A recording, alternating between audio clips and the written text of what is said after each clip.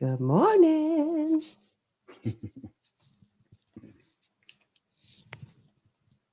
All right, we're live, Paul.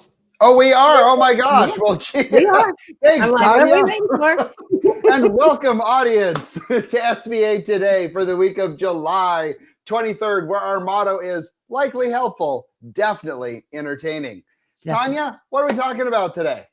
Today we're going to talk about details on the new working capital program because they have been released. We've all been waiting for that. The restaurant industry insights from Citizens Bank, which is very cool. And the new SBA 1086 is now online at www.sba.gov/documents for those who sell on the secondary market.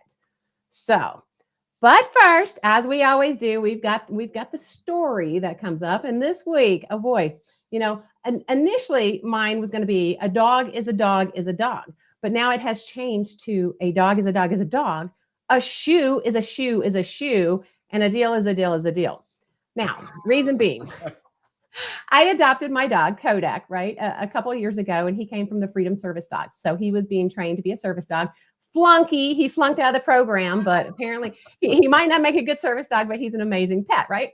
He's a lab. So you expect that labs can go hiking and, they're pretty sturdy and stuff like that, right?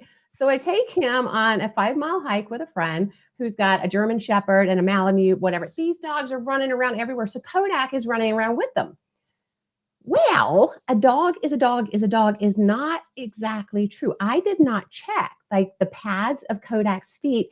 And let me tell you, they were like a baby's butt. They're soft, whatever, not normal. It is not normal. So he tore 2 of his pads. It was awful. And I had no idea. So 5 miles, right? We get back.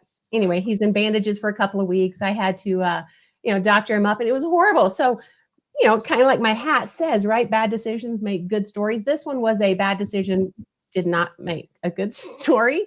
Anyway, so there's the thing on the dog. So not all dogs are alike. Sedona. I was in Sedona over the weekend doing some climbing with a friend. And the first question was, hey, do you have hiking boots? Yeah, I have hiking boots, right? I got them. Yeah, I did not particularly think about the fact that these darn things are probably 10 years old, maybe haven't used them for like 7. So yeah, they looked fine from the outside, but let me tell you, they weren't. So we started going up Cathedral, and a mile and a quarter up, the whole sole of one of those boots completely came off.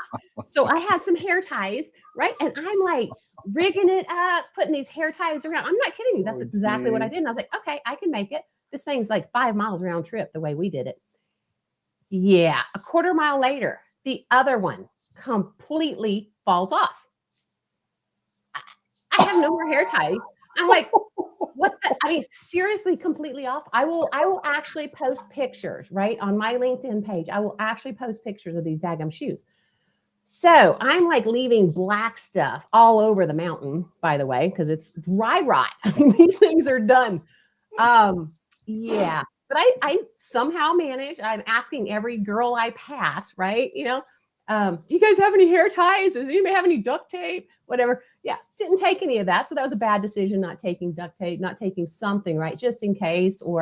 And the bad decision of, gee, do you need to get a new pair of shoes? This is before I go. No, I'm good, right? I'm good. Bad decision. Anyway, I got down the mountain. It was great. I don't know how, but did, and went and bought a new pair of hiking boots. And so then the second climb, Bell Rock, I was like a little billy goat. So anyway, that bad decision actually became a good story because it was hilarious. And the pictures are, you can't make this up, right? Then moving on to deals. A deal is not a deal is not a deal, or a deal is a deal is a deal. Not true. So deals that come to you or whatever, on the surface, they may look like they won't work, or they may look like they will work, right?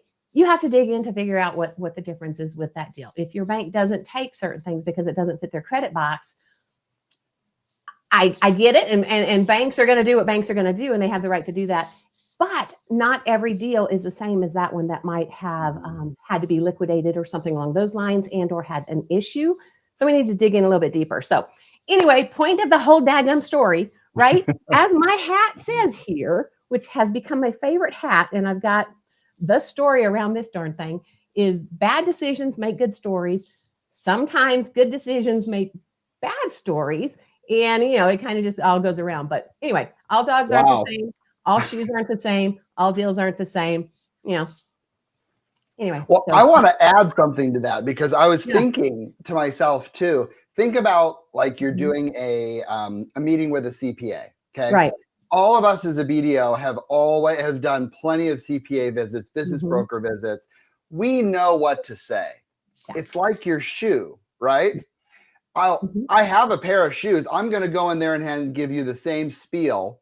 But what happens if they're a Mhm. specialty CPA or something like that? What's going to happen to your shoe? 100%. It's going to start to fall apart, right? 100%. Or your dog. Your dog. Or your That dog. dog has baby butt pads. It doesn't have normal scratchy pads, that Right. you like. It's So like, you gotta be careful and you gotta prepare for each Yeah. and every adventure in your life, right? every adventure.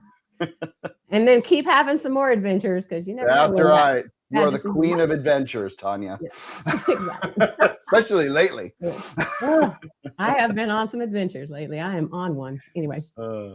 Hey, we're Right, going to well. get into the news, and the Working Capital program was released, and so I was a little excited boy with my highlighter and my little booklet, and I'm sitting there going through stuff and thinking questions. And Okay, yeah, he is definitely a bigger nerd than I am.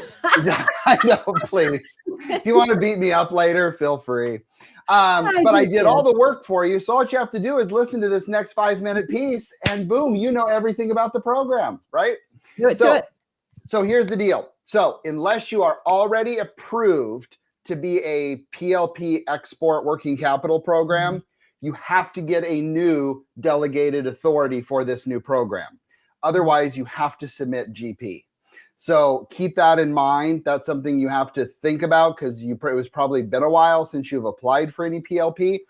There is a process. It's a unique process because I'm going through it myself. So make sure you're doing that. And a couple other things I'm just going to kind of pinpoint on this program. You must be in business at least 12 months. Okay, that's an important piece on this. If it is attached to a business acquisition, then there's an exception to that rule. These are borrowing-based certificate or supporting a specific project kind of line. If it's a project of towards a transaction, it's got to have an assignment, and there's some things on that. But for the most part, I would assume most people are going to use this as a borrowing-based certificate like you would your asset-based lending ABLs that you already do at your institution. This cannot be used to finance a floor plan. Sorry, car dealerships. Fund a tax refund. No foreign transactions, and you can't obviously fund a change of ownership. So annual reviews are required, and you have to do a field examination for over $1 million. So here's the core of the product, and I think there's some cool things on this. One is the max term is 60 months. There's no term out, 60 months, but it's got to be on a borrowing base with annual renewals. Interest rates are the same as what you had before. And what we have in SBA. The cool thing about this is the SBA fee. The SBA fee will be charged annually, but it's not the 3.75% that you're used to. It's under 1%. It's substantially under 1%. So it's that. So keep that in mind when you're looking at those. So it's a really cool program. It's a line of credit. It is what it is. But I recommend you taking a look at the little booklet that they came out with. Get yourself familiarized with this. In my opinion, and I could be totally wrong, but in my opinion, I think this is going to replace the Capline product. That's my opinion. Because I just think this is a lot easier to do, and then you don't have to worry about the other programs. So that's that. There's also one more thing. There's a new form, a 2534. Yes, a new number and form which goes to your 1919 if you have to do something on this. So that's the Reader's Digest version. on that. And I look forward to seeing what we can produce on that as an SBA team. So are you guys going to participate, Tanya? I don't think that we are. At least at this point, we're saying no. So we'll see what happens down the line, though. Yeah. Interesting. How about you? Are you? I am. Yeah. Yeah. Well, we're not ones. If you think about it, we're not ones that typically do anything revolving anyway, though. Oh, that's true. That's true. That's kind of your shop. Not outside of Missouri, at least I should say. We don't do anything. So. Gotcha. Yeah. Cool. Yeah. Let's talk about restaurants. Let's do it. All right. So this one is thanks to Citizens Restaurant Industry Insights, which is great. So Citizens Bank released their July 2024 restaurant franchise and multi-unit updates, which highlights the headwinds restaurants are making or facing, I should say, as consumers undergo pressure with spending. Coffee and snack type restaurants and whatnot are up 4.6%. Burgers, 0.4%. Mexican, 0.3%. I know, right?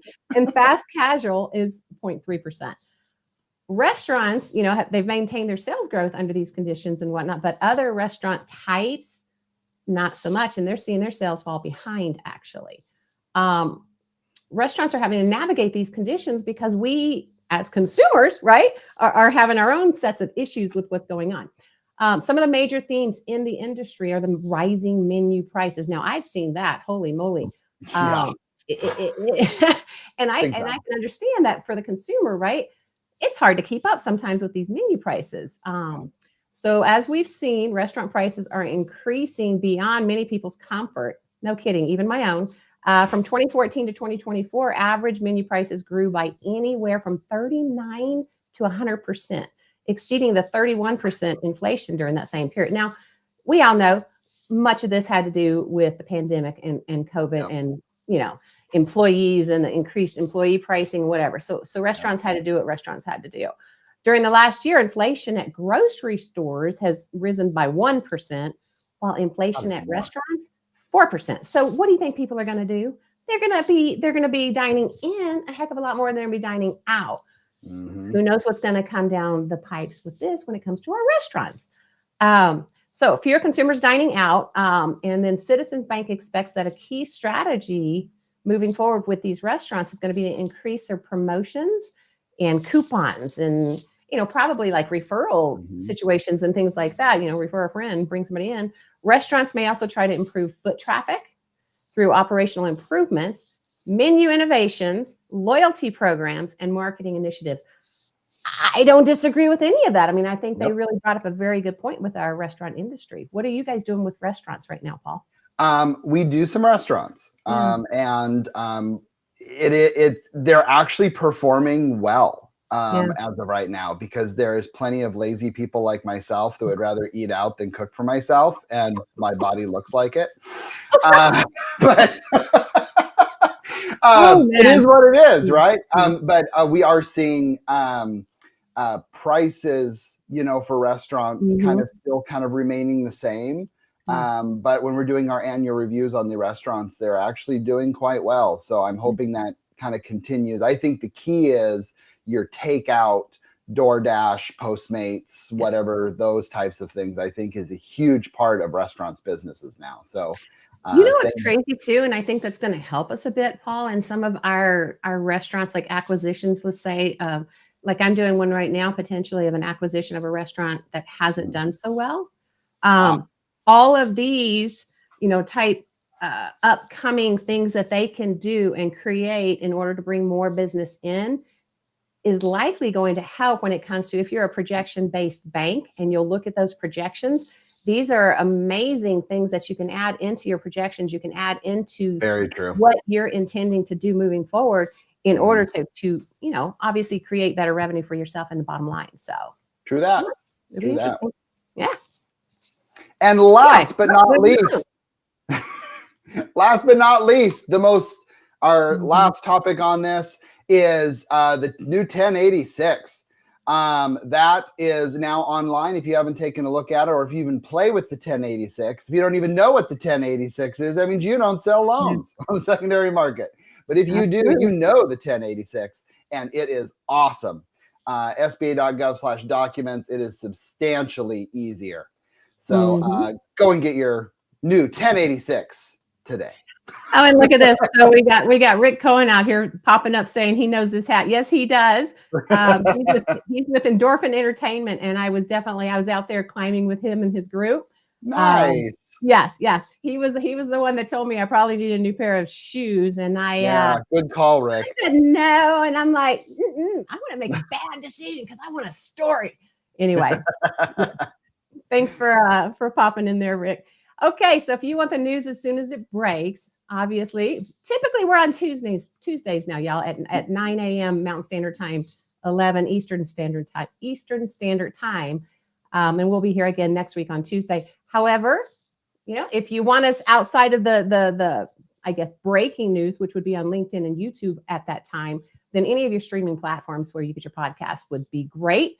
Also, if you are heavy duty in the SBA world, check out our family of products, which would be the BDO Show and the Art of SBA Lending, wherever you get your favorite podcast. If you've got something that you want us to talk about and or want to reach out to us, that would be the art. Let's see, what is it? SBA Today at artofsba.com. Art of SBA. There you go.